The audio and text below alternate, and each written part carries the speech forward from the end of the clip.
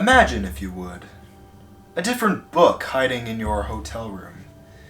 One that is very different from the King James Bible or the Book of Mormon. One that hotel companies would paradoxically urge you to keep close in your life. Publishing companies would literally give them away for free. Not a book of religion, but a novel that would replace the universality of the Bible, totally changing the course of human civilization. I'm talking about if George Orwell's novel, 1984, were to be as studied, as preached about, and as debated about as the Bible. To define a religion is as difficult as defining the human brain, but for the sake of this seemingly abstract scenario, we're going to walk you through a few questions that would arise if the world did adopt George Orwell's 1984 as the new world scripture.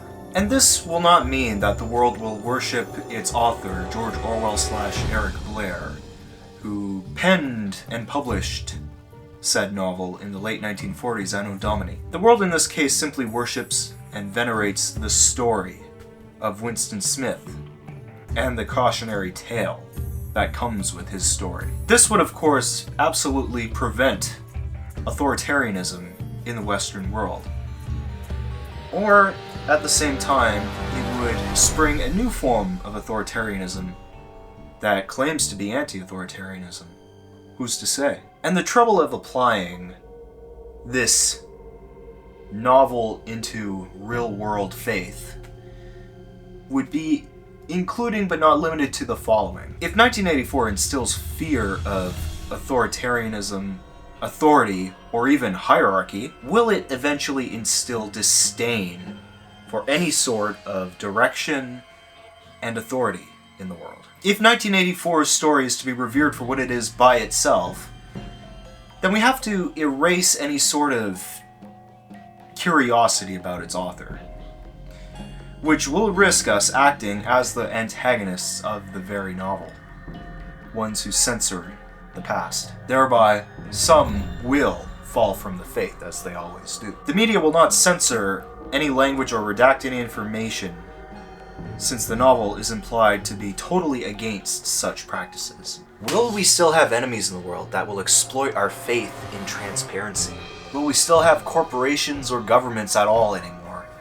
Will we still have mass media? Of course, by this entire reckoning, it would become a book just as studied as scripture, but at the same time, perhaps just as reinterpreted. And what in the hell do you study to death that some English guy wrote?